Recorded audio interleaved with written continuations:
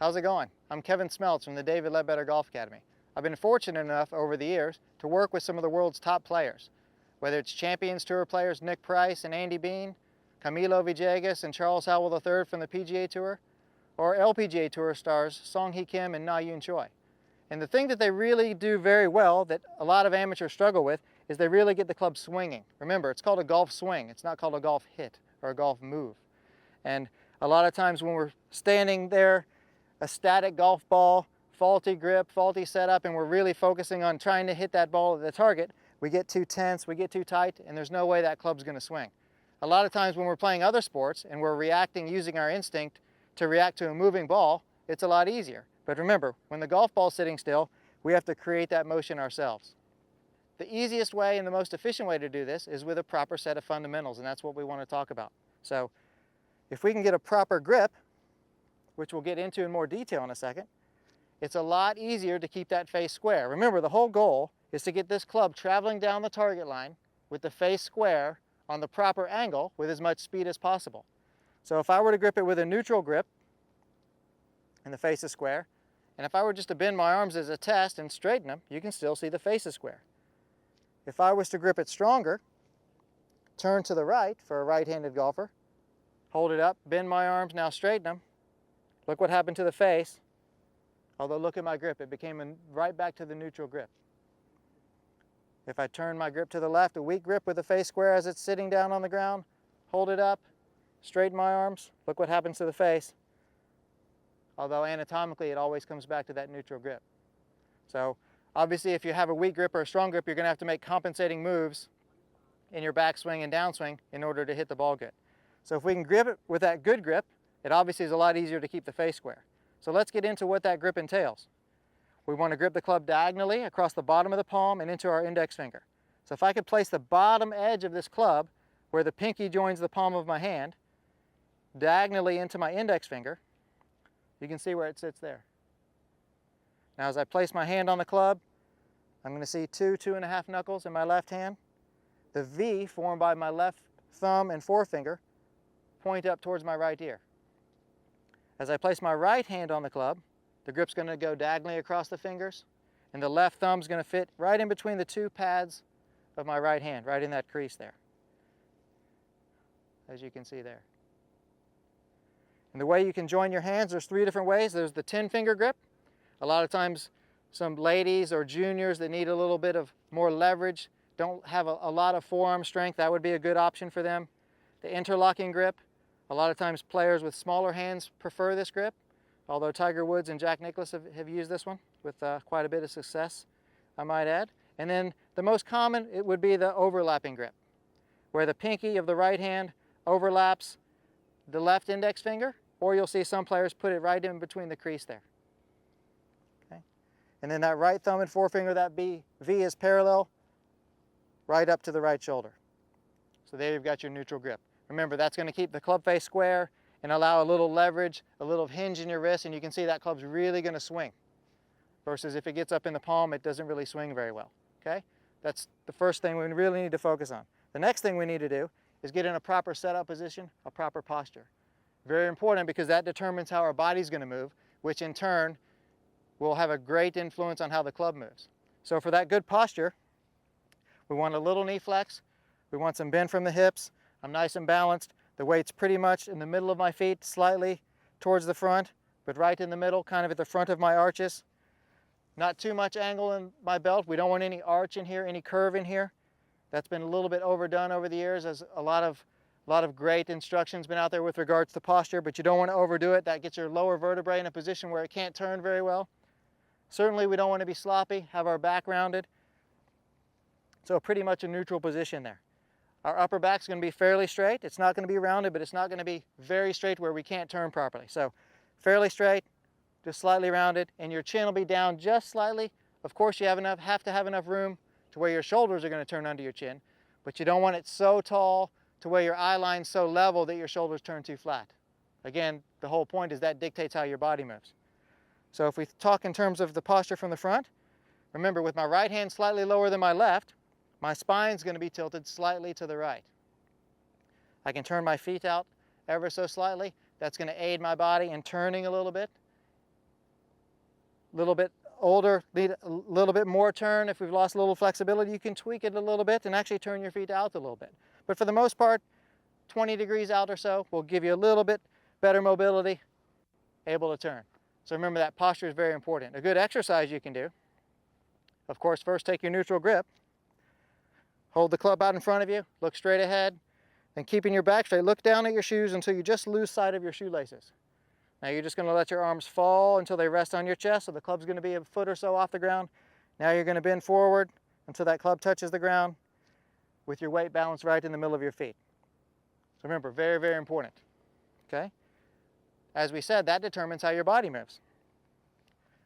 That determines how we're going to get power. That also influences, obviously, how the club moves. So typically what you'll see, if someone gets a posture where their knees are too bent and their upper spine's too straight, this is obviously exaggerated, but just to show you, then my shoulders are going to tend to turn too level. So my shoulders aren't going to turn at the proper angle. If my shoulders turn too level, the tendency is for everyone to swing the club too far around their body, which isn't going to put the proper angle onto the ball, okay? Notice I say tendency because of it, some people learn to compensate, but typically what you'll see is that'll make the shoulders turn too level, the club goes too far around. Compensating moves are a must to get back to the ball. Conversely, if I set up with my legs too straight, spine too bent over this way, now my shoulders, if they turn, because it's going to be hard to turn from this position, are going to turn too tilted. If they turn too tilted, and as we said, they're going to be hard to turn, period, arms are going to lift, that club's going to go on too upright an angle. If it goes too upright, compensating moves are a must, but typically people will still come down too steep, obviously cause the ball to start left and curve to the right, depending on what you do with the club face and how it relates to the path going through. Okay? So remember, if we can get in that good posture, now we can have our body turning properly. And what we want to see is we want to see our left shoulder moving down and across as we swing back. The weight's going to be loaded up pretty much into my right leg, slightly towards the heel as my right hip turns back a little bit. Okay? And you can see my shoulders are going to turn perpendicular to my spine to help keep that club on the proper angle, on the proper plane. A great drill to be a little bit more specific with that, with regards to the backswing, is you can cross your arms across your chest. This is a very old drill, but we can be a little bit more specific and fine-tune it a little bit. Put your right hand on top of your left for a right-handed golfer. And of course, your right arm is going to move as you swing back, but you want your right shoulder to feel like it's going to go on the same angle, sorry, your left shoulder to feel like it's going to go on the same angle as your right arm. So you can see as I do that, it goes down and across. Now that I'm loaded up, my weight's going to shift back to the left. I'm going to put some pressure into that left leg, push into the ground a little bit. You can see my shoulders are staying back a little bit. This is creating a little bit more coil, a little bit more torque as I turn all the way to the finish. So remember, left shoulder down and across, shift back, all the way to the finish. That finish position, you can see my right foot is rolled up onto the toe. If I were to look at you from this angle, my chest is going to face slightly left of the target as I go through. Okay, so a great drill you can do. One key point for that, if you do it when you're practicing or warming up, do it with a ball down. Remember, you can put your arms across you this way, you can put the club behind your back, or if we need a little bit more turn, if we're not quite as flexible, go ahead and put the club underneath your elbows there. As you wind back, you can rotate a little bit easier, you can feel that, okay? But always do it with a ball down. You'll see a lot of times at golf courses, at your home course, see some players kind of trying to perform this drill, but with no golf ball down, you can see their spine angle is raising and lowering. You want to do it with your spine angle staying constant. Remember, if we can get our shoulders turning at the proper angle, perpendicular to my spine going back, perpendicular to my spine going through, we can really keep that club on a constant arc and get that club traveling with maximum speed into the ball. Okay? So always do that drill with a ball down. Okay? A couple checkpoints for your swing plane. People like to always talk about the swing plane and what it's doing. One point to note is if I do that, I'm going to put an alignment stick down here, just so I'll have a good barometer as to where I'm going. Okay? You'll see if you go to a PGA Tour event, or if you're lucky to see a PGA Tour player or a great player at your home course, if you see them practicing, they're going to have some sort of alignment stick, a shaft down, etc. As a matter of fact, Camilo Villegas, when he practices, he'll actually put two down. Certainly they'll be parallel to each other, approximately that far apart with his ball in the middle. And as he swings back and through, he can obviously tell where his alignment is in relation to the stick, which is obviously very, very important and why you practice this. But he can also have a good idea of the path of his club. He can really determine where his divots are going in relation to those shafts, especially if he's trying to hit a different shot. And he can just have an overall image of the path going fairly straight back and through at that beginning part of the swing, even though it's still on plane. Okay? So you always want to put one of those sticks down, or you could even use a shaft. As we were saying, a couple checkpoints. So certainly we want good posture. Remember, good grip, weight's kind of right in the middle. Now as I swing back, a good checkpoint, if I went to this position here, when the club's approximately parallel to the ground, I want the club head even with my hands.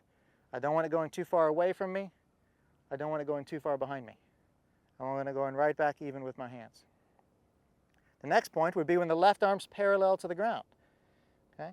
We want the club on plane, or if anything, maybe slightly steeper. For those of you that are going to be a little bit more dynamic, a little more aggressive change of direction, you can actually have it on a slightly steeper plane because it'll shallow out on the way down. And a good checkpoint for that as well, grip down on the club a little bit, swing it back. So as I do that, I can see my hands are in the center of my chest, and the butt end of this club is going to point in between the ball and my toe line, airing toward the ball line. So again, set up with good posture as I do it, you can see where it's going. From there, obviously if you're the club and you're practicing in the mirror, a good position is to check the top of the backswing. So as I go to the top, the shafts above or just slightly right of my right shoulder. The club face, the leading edge of the club face, will be parallel to your left arm, and the right arm will be nice and balanced at approximately a 90-degree angle as you get to the top of your backswing. Now as my weight starts to shift forward, as I come down, the club's going to shallow a little bit. It's on the proper plane. Okay, my hands are back pretty much in the center of my chest, and as I come down to the moment of truth, or impact as we like to term it, this is a really, really important one for us. Our hips are going to be open, shoulders square to slightly open. Those of you that slice it, you're going to have a sensation that your shoulders are a little bit more shut. But if you're just checking that position fairly square, my weight's into my left leg, my right foot's rolling inward, it's not moving up onto the toe, rolling inward, and I can actually push into the ground a little bit and feel a little pressure there in the trigger finger of my right hand there. So if I just did that from the front, I'm just going to pose that impact position. Remember, my weight shifts, my stance is open, feel a little of that pressure, my hands are forward. Remember, that's going to put a little bit of that descending angle onto the ball, all important for solid contact. All the tour players are always going to hit down on the ball. With a shorter iron, they'll actually hit more down even than with a driver, okay? Driver to maximize distance, we've all heard to hit it with an ascending blow, hit it on the upswing. That's really important to maximize distance, okay? But even your average tour player hits slightly down as an average, about 1 degree or so. So for the most part, slightly ascending, but remember, for the iron, certainly we're talking in terms of we really want to hit down on that ball, okay? To really compress it, make that solid contact. And then as you get to the finish, the follow through, right through there, remember, when I came down, my club's parallel to that plane line. As I go through, it's also parallel to that line again. And then remember, as my pivot takes me to the finish, as I wind all the way through, my chest facing slightly left of the target with my right toe up, okay? So, we'll hit one here real quick. Remember, work on that grip. Nice, good posture. Weight's balanced. I'm just going to make that nice pivot motion to a nice balanced finish.